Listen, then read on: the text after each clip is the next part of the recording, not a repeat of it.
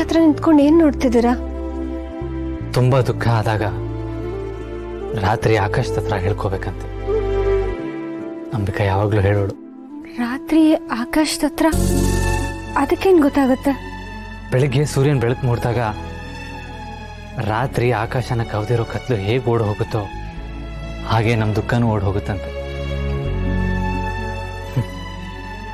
ಆದ್ರೆ ನನ್ನ ಬದುಕು ಅಮಾವಾಸ್ಯೆ ರಾತ್ರಿ ತರ ಆಗೋಗಿದೆ ದುರ್ಗಾ. ಕತ್ಲಲ್ಲೇ ಮುಳುಗಿ ಹೋಗ್ಬಿಟ್ಟಿದೆ. ಅದು ಯಾವತ್ತೂ ಹಾಗೆ ಇರುತ್ತೆ ಅಂತ ಅನ್ಸುತ್ತೆ ದುರ್ಗಾ. ಸೂರ್ಯಂಗೂ ನನ್ನ ಜೀವನದಲ್ಲಿ ಕತ್ಲು ಕಳೆಯೋದಕ್ಕೆ ಆಗಲ್ಲ ಇರೋ ಅಂತ ಅನ್ನಿಸ್ತಾ ಇದೆ.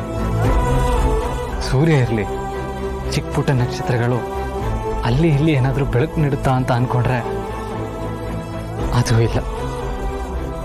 ನನ್ನ ಲೈಫಲ್ಲಿ ಕತ್ಲಾಗಿ ಉಳಿದು ಬಿಡುತ್ತೇನೋ ಅಂತ ಅನಿಸ್ತಾ ಇದೆ. ಇಲ್ಲ ಬಾಸು, ನೀವು ದಯವಿಟ್ಟು ಹೀಗೆಲ್ಲ ಮಾತಾಡಬೇಡಿ. ಈಗ ತಾನೇ ನೀವೇ ಹೇಳಿದ್ರಲ್ವಾ ಅಮಾವಾಸ್ಯೆ ಕತ್ಲು ಅಂತ. ಯಾವಾಗ್ಲೂ ಅಮಾವಾಸ್ಯೆ ಇರೋದಿಲ್ಲ ಬಾಸು, ಹುಣ್ಣಿಮೆನೂ ಬಂದೇ ಬರುತ್ತೆ. ನೋಡ್ತಾ ಇರಿ. ನನ್ನ ಹಿತನ ಒಂದು ಮಾಡೋದಕ್ಕೆ ನೀನು ತುಂಬ ಪ್ರಯತ್ನ ಪಟ್ಟಿದ್ಯಾ ದುರ್ಗಾ, ಅದು ನನಗೆ ಚೆನ್ನಾಗಿ ಗೊತ್ತು. ಆದರೆ ನನಗೆ ಒಂದು ಕಟು ಸತ್ಯ ಅರ್ಥ ಆಗಿದೆ. ಇದು ಯಾವತ್ತೂ ನನ್ನ ಅಕ್ಸೆಪ್ಟ್ ಮಾಡ್ಕೊಳ್ಳಲ್ಲ.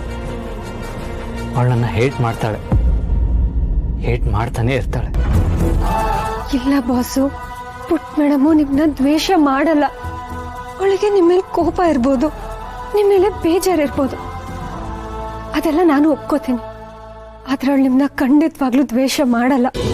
ಆ ವಿಷಯ ನನಗೆ ತುಂಬಾ ಚೆನ್ನಾಗಿ ಗೊತ್ತು. ಅವಳ ಮನಸ್ಸಿಗೆ ಏನೋ ಘಾಸಿ ಆಗಿದೆ. ಅದು ವಾಸಿ ಆಗಕ್ಕೆ ಸ್ವಲ್ಪ ಸಮಯ ಬೇಕು ಅಷ್ಟೇ ಬಾಸು. ದುರ್ಗಾ, ಹಿತ ನನ್ನ ಯಾವಾಗಲೂ ನಾನೇನ ಹೇಟ್ ಮಾಡ್ತೀನಿ ಅಂತ ಹೇಳ್ತಾ ಇರ್ತಾಳಲ್ಲ, ಅದನ್ನ ನನ್ನ ಹತ್ರ ಕೇಳೋದಕ್ಕಾಗಲ್ಲ ದುರ್ಗಾ. ಬಾಸು, ಅವಳೇನೋ ಕೋಪಕ್ಕಾಗಿ ಹೇಳ್ತಾಳಷ್ಟೇನೆ. ಮಕ್ಕಳಿಗೆ ದ್ವೇಷ ಮಾಡೋದಕ್ಕೆ ಬರೋದಿಲ್ಲ ಬಾಸು. ಅಂಥದ್ರಲ್ಲಿ ಪುಟ್ ಮೇಡಮು ಅಂಬಿಕಾ ಅವ್ರ ಮಗಳು. ಹಾಗಂದ್ಮೇಲೆ ಅವಳ ಮನ್ಸಲ್ಲಿ ದ್ವೇಷ ಅನ್ನೋ ಭಾವನೆ ಹುಟ್ಟೋದಕ್ಕೂ ಸಾಧ್ಯ ಇಲ್ಲ. ನಿಮ್ಮ ಮತ್ತೆ ಅಂಬಿಕಾ ಅವ್ರ ಒಳ್ಳೆ ಗುಣನೇ ಅವಳಲ್ಲಿ ತುಂಬಿಕೊಂಡಿರೋದು ಬಾಸು. ನೀವೇನೇನೋ ಯೋಚನೆ ಮಾಡಿ ಸುಮ್ಮನೆ ನೊಂದ್ಕೋಬೇಡಿ. ನನಗೇನೋ ಹಾಗನ್ಸಲ್ಲ ದುರ್ಗಾ. ಅರ್ಧ ಸೂರ್ಯ ಹಚ್ಚೆ.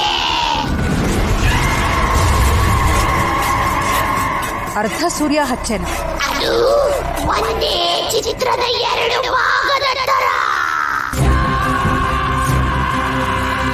ಒಂದೇ ಚಿತ್ರದ ಎರಡು ಭಾಗ ಅಂದ್ರೆ ಏನಿದು? ಏನೋ ಒಗಟಾಗಿದೆಯಲ್ಲ.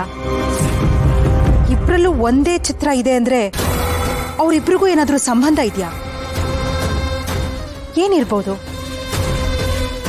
ಅವರಿಬ್ರು ದುರ್ಗಾಪುರಕ್ಕೆ ಸೇರಿದವರು ಅಂತ ಗೊತ್ತು ಅಂದ ಮಾತ್ರಕ್ಕೆ ಇಲ್ಲ ಇಲ್ಲ, ಅದ್ರಲ್ಲಿ ಯಾವ ವಿಶೇಷತೆನೂ ಇಲ್ಲ. ಇಲ್ಲ ಇಲ್ಲ, ಏನೋ ತಪ್ಪಾಗ್ತಾ ಇದೆ. ನನಗೆ ಸರಿಯಾಗಿ ಅರ್ಥ ಆಗ್ತಾ ಇಲ್ಲ. ಅವರಿಬ್ರು ಸಂಬಂಧದ ಹಿಂದೆ ಏನೋ ಒಂದು ರಹಸ್ಯ ಇದೆ. ಅದೇನಾದರೂ ಆಗಿರಲಿ, ಆ ದುರ್ಗಾ ನನ್ನ ದಾರಿಗೆ ಮುಳ್ಳು ಅಂತ ಗೊತ್ತಾದ್ಮೇಲೂ ನಾನು ಅವಳ ಕತೆ ಮುಗಿಸ್ದೆ ಹೋದ್ರೆ ತಪ್ಪಾಗತ್ತೆ. ಮೊದಲು ನಾನು ಆ ದುರ್ಗನ ಮುಗಿಸ್ಬೇಕು.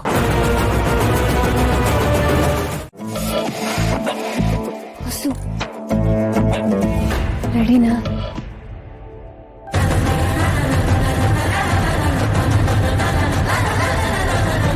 ಅಂಬಿಕಾ, ನೀವ್ಯಾಕೆ ಬಚ್ಚಿಕೊಂಡಿದ್ದೀರಾ? ನೀವು ಹೆಂಗೂ ಯಾರಿಗೂ ಕಾಣಿಸಲ್ಲ, ಆರಾಮಾಗಿ ನಿಲ್ಬೋದಲ್ವಾ? ಹೌದಲ್ವಾ? ನನ್ನ ಬುದ್ಧಿಗೆಷ್ಟು ನಾನು ದೆವ್ವ ಅನ್ನೋದನ್ನೇ ಮರಿತೀನಿ. ಅದು ಗೊತ್ತಾ? ಇದನ್ನೆಲ್ಲ ಯಾರಾದ್ರೂ ಮರೀತಾರ? ನೀನು ಮನುಷ್ಯರು ತಾನೆ, ಅದನ್ನ ಎಷ್ಟೆಲ್ಲ ನೀನು ನೆನಪಲ್ಲಿ ಇಟ್ಕೊಂಡಿರ್ತೀಯ? ಅದಿರಲಿ, ದಿನದಲ್ಲಿ ಎಷ್ಟೆಲ್ಲ ನೀನು ಮನುಷ್ಯಳು ಅನ್ನೋದು ನಿನಗೆ ನೆನಪಲ್ಲಿರತ್ತೆ?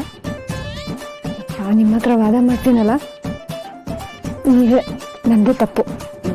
ಹೌದು, ವಾದದಲ್ಲಿ ನಾನೇ ಗೆಲ್ಲೋದು, ನೀನೇ ಸೋಲೋದು. ಈಗಲಾದ್ರೂ ಅರ್ಥ ಆಯ್ತಾ?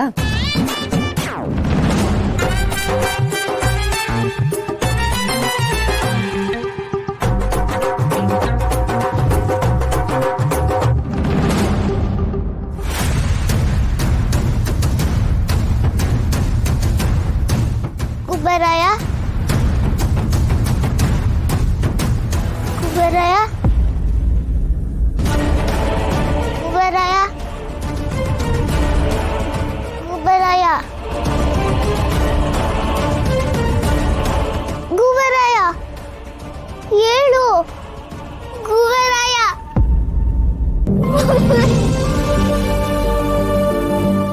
ಏಳು ನಿಂಗೆ ಏನಾಯ್ತು ಕಣ್ಬಿಡು ನೀನನ್ನ ಬಿಟ್ಟು ಹೋಗ್ತ್ಯಾ ಹೇಳು ಗುಬರಾಯ ಅಮ್ಮನ ಬಿಟ್ಟೋದಂಗೆ ನೀನು ಬಿಟ್ಟು ಹೋಗ್ತ್ಯಾ ಗುಬರಾಯ ಹೇಳು ನೀನಿಲ್ಲ ಅಂದ್ರೆ ನಂಗೆ ಯಾರು ಇಲ್ಲ ಪ್ಲೀಸ್ ಗುಬರಾಯ ಹೇಳು ಗುಬರಾಯ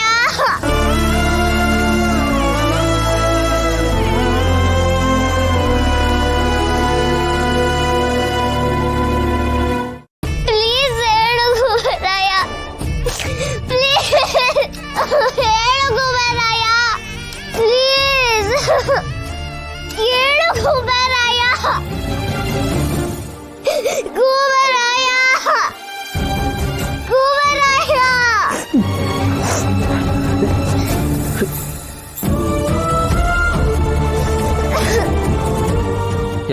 ಯಾಕೋ ಹುಷಾರಿಲ್ಲ ಅನ್ಸುತ್ತೆ ತುಂಬ ತಲೆ ಸಿಡಿತಾ ಇದೆ ಅದಕ್ಕೆ ಪ್ರಜ್ಞೆ ತಪ್ಪಿದ್ದೆ ಅನ್ಸುತ್ತೆ